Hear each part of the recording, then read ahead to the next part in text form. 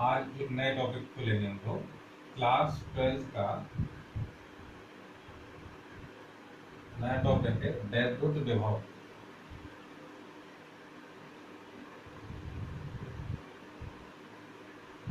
Electric potential.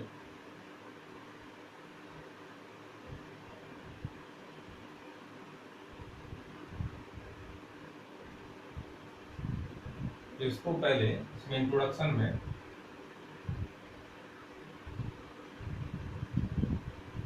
कुछ example लेते हैं हम लोग। जैसे एक टैंक बना हुआ है पानी का और एक दूसरा टैंक ये बी बना हुआ है पानी का। इन दोनों को हमने एक पाइप से जोड़ रखा, एक टैंक ए है एक टैंक बी है। इन दोनों को हमने एक पाइप से जोड़ रखा और टैंक ए में वाटर लेवल इतना है और बीच में यहाँ पर हमने एक टैप यानी एक टोटी लगा रखी बीच में कि जब हम इसको खोल देंगे तो ये दोनों इस पाइप के माध्यम से टैंक ए और बी कनेक्ट हो जाएंगे और यदि इसको बंद कर देंगे तो डिस्कनेक्ट हो जाएंगे। तो इसमें हमने पहले टैंक ए में इस लेवल तक पानी लिया और टैंक बी में इस लेवल तक पानी लिया। इसके बाद हम देखते हैं कि जैसे इस टैप को खोलते हैं तो खोलने पर पानी इधर से इधर जाता है। इसके पीछे अगर कारण सोचें तो कारण ये होगा कि यहाँ पर प्रेशर पी ए पड़ रहा है। यहाँ पर जो प्रेशर है वो पी है, जबकि इसमें जो प्रेशर है इतने हाइट के कारण से यानी इतने पानी की ऊंचाई कारण से यहाँ पर जो प्रेशर है वो पी बी है। और यहाँ पर देखने में आ रहा है कि पानी ए की साइड से बी की साइड जा रहा है, यानी ये कह सकते हैं कि पी ए बड़ा है पी बी से, जिसके कारण से पानी का स्थानांतरण होगा यानी पानी एक स्थान से दूसरे स्थान पर जा रहा है। तो हमने ये देखा कि जल का प्रवाह दाब के द्वारा नियंत्रित है, यानी यहाँ दाब अधिक है यहाँ दाब कम है, इस वजह से हमेशा उच्च दाब से जल का प्रवाह निम्न दाब की ओर होता है। ऐसा हमने एग्जाम्पल देखा। अब दूसरा एग्जाम्पल हम लेते, जैसे एक हमने रॉड ली, ये रॉड आयरन की यानी लोहे की बनी हुई है और इसके एक सिरे को यहाँ से हमने गर्म, ये सिरा ए है और ये सिरा बी। तो यहाँ पर गर्म करने पर इसका ताप टी ए हो गया और यहाँ पर ताप टी बी है। तो हम देखते हैं कि इसमें हीट जो ट्रांसफर होती है वो ए सिरे से बी सिरे की ओर होती है, कुछ देर बाद बी सिरा भी गर्म हो जाता है। इसके पीछे हम समझ सकते हैं कि ऊष्मा का स्थानांतरण जो है वो किसके द्वारा निर्धारित होता है, तो ताप के द्वारा, यानी टी ए बड़ा है टी बी से। इस कारण से हम कह सकते हैं कि उच्च ताप की वस्तु और से जो है निम्न ताप की वस्तु की ओर ऊष्मा का स्थानांतरण होता है यदि वो आपस में संपर्क में रखती है। और एक वस्तु में यदि दूसरे हैं तो एक का ताप ज्यादा है और एक का ताप कम है तो उच्च ताप वाले सिरे से ऊष्मा स्थानांतरित होगी और निम्न ताप वाले सिरे पर। ये कब तक होती रहेगी, जब तक कि दोनों के ताप समान ना हो जाए। इस प्रकार से हमने देखा कि द्रव के प्रवाह को निर्धारित करता है दाब और जो ऊष्मा का प्रवाह है उसको निर्धारित करता है ताप। ठीक इसी प्रकार से अगर हम देखें आवेश का प्रवाह होना, मान लो एक वस्तु ए है ये, एक वस्तु ये बी, अगर इनको इस पर जो आवेश कुछ दे रखा है, इस पर कुछ आवेश दे रखा है, लेकिन इस पर जो विभव है वो भी ए है और इस पर जो विभव है वो भी बी है। अगर इन दोनों को हम एक वायर से जोड़ दें तो यदि भी ए बड़ा होगा भी बी से तो हमेशा आवेश का स्थानांतरण ए से होगा बी की ओर। कब तक होता रहेगा, जब तक कि दोनों के विभव समान हो जाए। इस प्रकार हम कह सकते हैं वैद्युत विभव एक ऐसी राशि है जिसके द्वारा यह पता चलता है कि आवेश का स्थानांतरण किस ओर होगा। इस प्रकार से हमने इसको देखा। अब इसके हम सामान्य रूप से परिभाषा समझेंगे क्या हो सकती है। तो इसके लिए ध्यान देना, यदि हम ये कहें कि विभवांतर को देखें, पहले विभव के स्थान पर क्या देखते हैं, विभवांतर यानी पोटेंशियल डिफरेंस। क्या देख रहे हैं, पोटेंशियल डिफरेंस।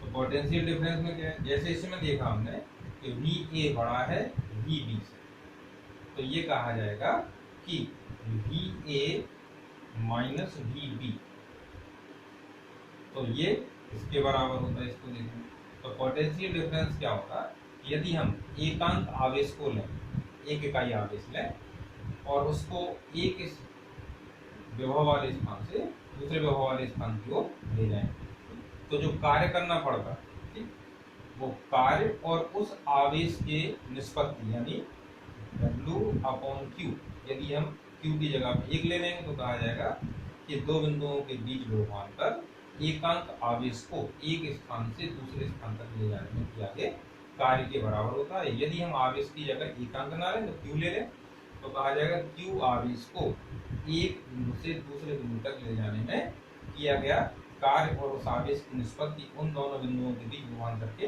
बराबर होता है। इसके आधार पर हम इसकी परिभाषा ले लिए इस फॉर्मूले के आधार पर, इसी के आधार पर इसका हम यूनिट बनाए तो इसका होगा जूल पर कूलम, हो जाएगा जूल पर कूलम। इसको हम वोल्ट भी कहें, इसको हम वोल्ट भी कहें। अब यदि इसमें हम कहें कि इसका विमीय सूत्र क्या होगा, तो विमीय सूत्र निकालने के लिए ऊपर कार्य का विमीय सूत्र लिखेंगे mL²T⁻⁻² और नीचे आवेश, तो यहाँ आएगा ये। इसको अगर हम ऊपर ले जाएं विमीय सूत्र बनाने के लिए क्या करेंगे, mL/T⁻⁻3e⁻⁻,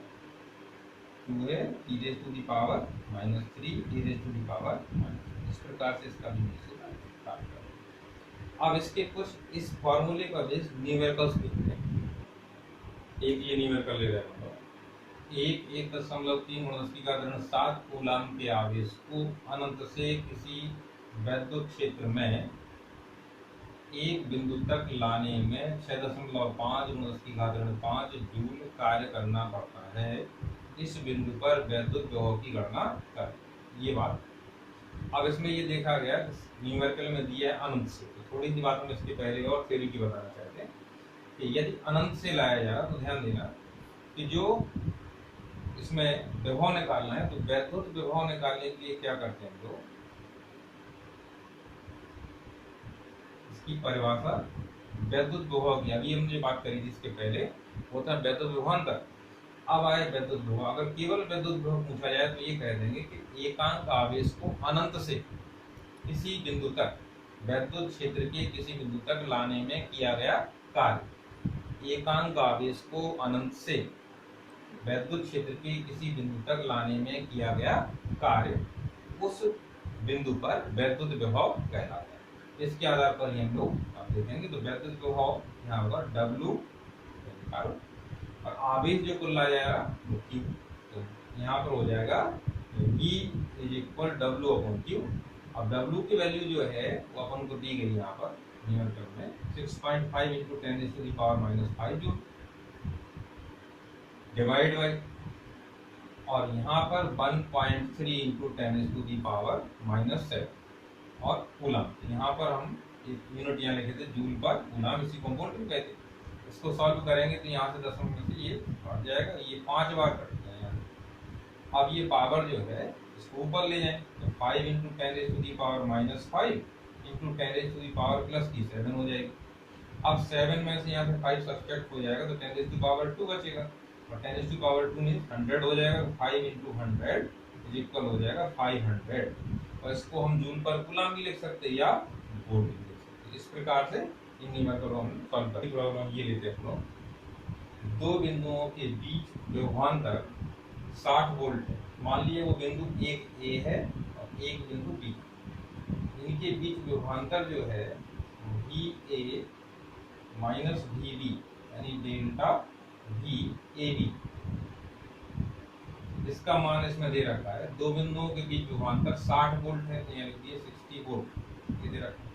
आगे दिया है एक बिंदु से दूसरे बिंदु तक 3 × 10⁻⁵ कूलम आवेश को ले जाने में कितना कार्य करना होगा। प्रश्न है दो बिंदुओं के बीच विभवांतर 60 वोल्ट है, एक बिंदु से दूसरे बिंदु तक 3 × 10⁻⁵ कूलम आवेश को ले जाने में कितना कार्य करना होगा। तो इसमें हमने देखा विभवांतर हो गया अपना 60 वोल्ट। अब जो आवेश आया Q बराबर इसमें दे रखा है 3 × 10⁻⁻⁵ कूलम। अब कहा गया इसमें W निकालना है, कार्य निकालना है। हम लोग जानते हैं कि विभवांतर यानी डेल्टा V बराबर होगा एक बिंदु से दूसरे बिंदु तक ले जाने में किया गया कार्य बटे उस आवेश का मान। ये फॉर्मूला है। अब इससे अगर हम W निकालें तो W इक्वल हो जाएगा डेल्टा V इंटू क्यू। अब डेल्टा V की वैल्यू यहाँ देखें तो हमने दी गई है 60 इंटू क्यू की वैल्यू दे रखी 3 इंटू 10⁻⁻⁵। अगर इनको हम मल्टीप्लाई कर दें तो यहाँ हो जाएगा 180 इंटू 10⁻⁻⁵। अगर दशमलव के इधर दो स्थान यहाँ की तरफ ले लें तो 1.8 इंटू 10⁻⁻ आएगा 2 इंटू 10⁻⁻⁵। अब इसको अगर सिंप्लीफाई करें 1.8 इंटू 10⁻⁻3 और कार्य है इसकी इकाई हो जाएगी। ठीक, अब नेक्स्ट प्रॉब्लम लेते हैं। अब एक नया टॉपिक हम लोग इसी चैप्टर का लेते हैं, इलेक्ट्रिक पोटेंशियल का। अगला टॉपिक ले रहे हैं electric potential due to a single point charge, यानी एकल बिंदु आवेश के कारण वैद्युत विभव। इसके लिए मान लिया एक प्लस क्यू चार्ज यहाँ रखा हुआ है और हमें एक इससे कुछ दूरी पर यानी r दूरी पर एक बिंदु P है, r दूरी पर एक बिंदु P है। इस पर इस आवेश के कारण से यहाँ पे विभव कितना होगा यानी Vp कितना होगा ये निकालना है। इसको निकालने के लिए हम लोग पहले मान लें कि यहाँ इंफिनिटी से एक Q0 चार्ज लेके आया। इसको ले आते समय ये विभिन्न बिंदुओं A, B, C and so dot dot dot करके बिंदु P तक लाया जाता है। ऐसा हम इसको लेके आए। अब हम क्रम से देखें यहाँ तो पहले देखते हैं यदि ये Q0 चार्ज बिंदु A से B तक लाएं तो इसमें हमें कितना कार्य करना पड़ेगा। उसके बाद हम देखेंगे यदि हम इसी प्रकार से इसको P तक लाएं तो हमें कितना कार्य करना पड़ेगा, इसी को हम कैलकुलेट करेंगे। पहले ये मान लेंगे कि चार्ज निकालने के पहले हम लोग बिंदु A पर, इस बिंदु पर यदि ये Q0 चार्ज था तो कितना हमें यहाँ पर इस स्थान पर F की वैल्यू लिखनी है। F equal 1/4πε0 K। यहाँ पर ये Q0 चार्ज है और यहाँ पर ये Q चार्ज है। अगर यहाँ से यहाँ तक की दूरी ये वाली डिस्टेंस हम इसको मान लें r1, तो यहाँ पर F निकाल लेते हैं। F की वैल्यू निकालें तो 1/4πε0 K और Q ये वाला चार्ज है Q, ये वाला चार्ज है Q0 अपॉन यहाँ से यहाँ तक की डिस्टेंस हमने दी r1 का स्क्वायर, इक्वेशन 1 हो गई। अब हम ये मान लें कि A से B तक, अभी छोटी सी दूरी जो है वो dr है। A से B तक के बीच की दूरी, सूक्ष्म दूरी जो है वो dr है। A से आप इसको B तक लाया जा रहा है केवल। तो जब थोड़ा सा विस्थापन करेंगे यहाँ पर हम तो थोड़ा सा कार्य होगा, तो कार्य है dw इक्वल तो बल गुणा यहाँ का विस्थापन। क्योंकि अगर यहाँ पर अनंत से यहाँ की तरफ आ रहे हैं तो ये वाली दूरी का मान छोटा है, ये वाली दूरी का मान बड़ा है, तो यहाँ क्या लगेगा dr में माइनस लगेगा। dw इक्वल F क्रॉस यहाँ dr। अब यहाँ पे समीकरण 1 से इसमें मान रखते हैं तो dw इक्वल हो जाएगा 1/4πε0 K Q0 अपॉन r1 का स्क्वायर और यहाँ पर आगे माइनस साइन लगा इंटू यहाँ लिख देंगे हम ये हमने वैल्यू। अब चूंकि ये अवकलन रूप की समीकरण है और हम चाहते हैं कि इसको सामान्य यानी हमें कुल कार्य निकालना, तो कार्य निकालने के लिए हम पहले क्या करेंगे, अब कल्पना करें कि अनंत से पूरा का पूरा एक साथ हमें r तक लाना है। अब कहाँ से लाया जा रहा है, अनंत से Q0 से r तक लाना है। तब कुल कार्य कितना होगा, दोनों पक्षों का समाकलन कर देंगे। यहाँ हो जाएगा dw, जब इंटीग्रेशन करेंगे तो हो जाएगा टोटल वर्क w आ गया। अब यहाँ पर ये माइनस साइन 1/4πε0 K और ये Q0 ये सारे कांस्टेंट है तो बाहर निकाल दिए। अब यहाँ पर जो आएगा r1⁻² और इंटीग्रेशन लगाया, यहाँ लिखा dr। अब इंटीग्रेशन में जो लिमिट है वो अपनी रखेंगे, इंफिनिटी से चलना है और r तक यानी यहाँ बिंदु P तक लाना है। यहाँ तक की डिस्टेंस कितनी बची, r, यहाँ r। अब इसको इंटीग्रेट करें तो -Q Q0 4 pi epsilon not a. अब यहाँ पे जब इंटीग्रेशन करेंगे तो ध्यान देंगे, यहाँ इंटीग्रेशन में पावर एक ऐड हो जाती है तो r is to the power r1 is to power -2 और +1 हो जाएगा। और इसका रिजल्टेंट अगर हम लोग निकालें यहाँ आएगा नीचे -1। अब इसमें लिमिट इंफिनिटी टू r, अब ये माइनस माइनस ये प्लस हो जाएगा। अब यहाँ देखेंगे तो Q not upon 4 pi epsilon not a, और यहाँ पर जो पावर है अब वो बची अपनी r1 की पावर -1, और यहाँ पर जो इन्फिनिटी टू r। अब लिमिट रखेंगे इसमें, तो लिमिट रखने पर यहाँ पर जो स्थिति बनेगी अपनी r की पावर -1 है तो इसको हम पहले नीचे लिखे देते। यहाँ Q not upon 4 pi epsilon naught के, यहाँ 1/r लिख दिया, और यहाँ पर इन्फिनिटी टू r। अब यहाँ पर लिमिट जब रखेंगे तो यहाँ आएगा Q not upon 4 pi epsilon naught के और 1/r, अपर लिमिट हो गई -1/∞। अब 1/∞ की वैल्यू होती है 0 होगी। इस प्रकार से यहाँ पर आ गया W equal Q not upon 4 pi epsilon naught के और इंटू 1/r, ये W है। अब ये कुल कार्य आ गया अनंत से बिंदु P तक लाने में किया गया कार्य। अब क्योंकि हम विभव को अभी जानते हैं, विभव क्या होता है, अनंत से एक कण आवेश को वैद्युत क्षेत्र किसी बिंदु तक लाने में किया गया कार्य। इस W के आधार पर अगर हम V निकालें तो V इक्वल होगा W अपॉन Q नॉट। अब W की वैल्यू यहाँ इक्वेशन नंबर 2 में आई, इसको इसमें डाल दें, यहाँ हो जाएगा 1/4 पाई एप्सिलॉन नॉट के Q नॉट अपॉन R, और यहाँ पर Q नॉट से फिर डिवाइड करना, तो Q नॉट से Q नॉट कैंसिल हो जाएगा। इस प्रकार से V इक्वल हो गया 1/4 पाई एप्सिलॉन नॉट के Q अपॉन R। यहाँ पर हम ये देख रहे थे कि electric potential due to a single point charge, यानी एकल आवेश के कारण से किसी बिंदु पर विभव का सूत्र ये है, इसको हम बार बार उपयोग कर सकते हैं।